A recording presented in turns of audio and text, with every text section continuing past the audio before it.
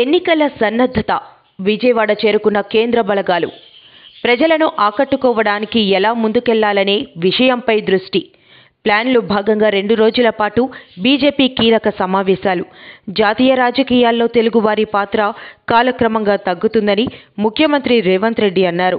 వైసీపీకి మరో షాక్. శృంగవరపుకోట నియోజకవర్గంలో ఊహించని షాక్. పివి నరసింహారావు చరిత్రను అందరికీ తెలిసేలా చేయాలి. MP GVL. పలాస మండలం జాతీయ రహదారిలో దారుణం. శ్రీకాకుళం జిల్లాలో పోలీసులను ఢీకొట్టిన కంటైనర్. అసెంబ్లీ ఎన్నికల్లో అందుకే ఓడిపోయాం. కేసీఆర్ కీలక వ్యాఖ్యలు. అందాల ఇన్స్టాగ్రామ్ దొంగ 100 తులాల బంగారం కొట్టేసింది. కట్ చేస్తే బిగ్ ట్విస్ట్. సీఎం జగన్ రాష్ట్రాన్ని తాకట్టు ఆంధ్రప్రదేశ్గా మార్చారు. మాజీ మంత్రి